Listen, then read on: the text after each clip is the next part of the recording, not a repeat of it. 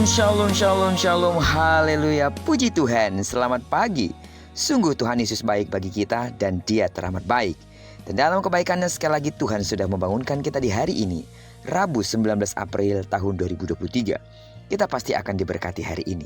Terlebih hari ini dalam kesepakatan kita akan berdoa dan berpuasa. Serta malam ini jam 19.30 kita akan berdoa bersama-sama di Zoom.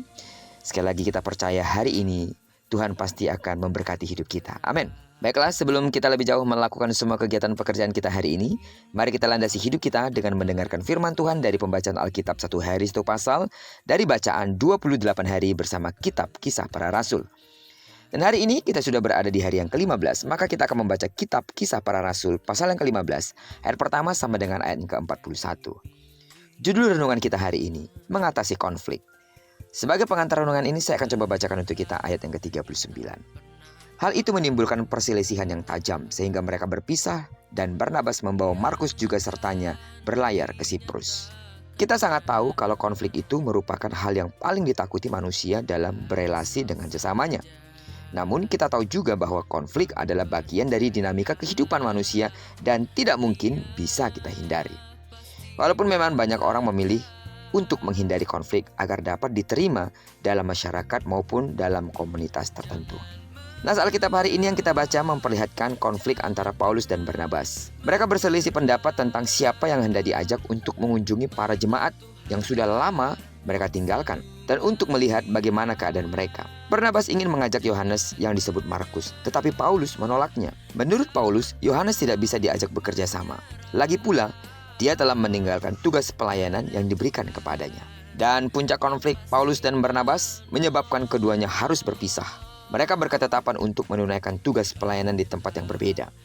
Barnabas tetap membawa Yohanes atau juga yang disebut dengan Markus untuk berlayar ke Siprus. Sedangkan Paulus akhirnya memilih Silas untuk mengelilingi Syria dan Kilikia.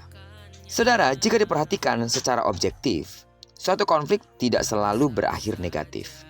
Ada hal positif yang bisa dipetik dari konflik antara Paulus dan Barnabas, yakni keefektifan dalam pelayanan. Mereka masing-masing melayani di tempat berbeda. Dengan begitu mereka dapat menjangkau lebih banyak jemaat yang sudah lama tidak dikunjungi. Sekalipun konflik terjadi dalam relasi Paulus dan Barnabas, namun pelayanan harus tetap berlangsung. Ketahuilah, Tuhan terkadang memakai konflik di tengah kehidupan orang percaya untuk menyatakan rencananya. Konflik, jika berakhir dengan baik, akan membangun solidaritas. Konflik membuat kehidupan pelayanan Paulus dan Barnabas menjadi lebih dinamis dan memunculkan kreativitas baru. Karena itu, saat terjadi konflik, jangan menendam atau jangan menyimpan amarah.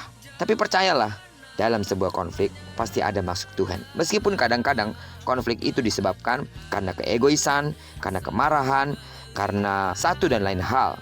Tetapi sebagai orang-orang percaya, kita tahu dalam segala situasi terburuk sekalipun, Tuhan dapat merubahnya untuk kebaikan bagi kita. Karena itu, jika memang kita harus atau tidak bisa menghindari sebuah konflik dari rekan kerja, dari atasan, mungkin terhadap keluarga suami atau istri, percayalah, selama kita tulus dalam hati kita melihat konflik itu dengan hati yang tenang, maka di sana kuasa Tuhan akan mengalir, membuat konflik itu menjadi sebuah batu lompatan agar kita dapat melihat hal yang jauh lebih besar dari yang kita pikirkan selama ini. Karena percayalah, Tuhan selalu menuntun kita kepada hal-hal yang jauh lebih baik, asal saja kita menyadari bahwa Tuhan tidak pernah meninggalkan kita dalam setiap situasi dan kondisi apapun. Karena itu sidang jemaat Tuhan, doaku seluruh sidang jemaat Tuhan, mari sikapi konflik yang terjadi dengan terus percaya kepada Tuhan, membuang segala kepahitan, dan kita harus move on. Karena itulah kuncinya. Ya, kita harus melepaskan dan menyerahkan semuanya ke dalam kendali Tuhan. Kiranya Tuhan memberkati hidup kita. Amin. Diberkatilah kita di sepanjang hari ini, digenapi firman-Nya telah berjanji bahwa apa yang dikerjakan tangan kanan dan tangan kiri kita dibuatnya berhasil. Amin. Kemanapun kaki kanan dan kaki kiri kita melangkah, karena kita telah menyerahkan diri kita sepenuhnya ke dalam tangan kendali Tuhan, di sana pasti kemuliaan Tuhan akan dinyatakan.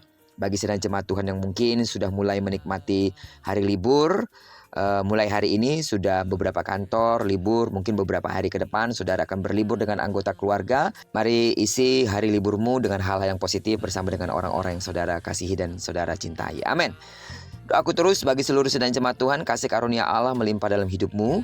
Dan percayalah, jika bersatu musuh datang menyerang engkau, tapi karena kekuatan Allah ada padamu, maka musuhmu akan lari daripadamu. Diberkatilah saudara bersama dengan orang-orang yang saudara kasihi, serta bersama dengan orang-orang yang saudara cintai dimanapun mereka berada.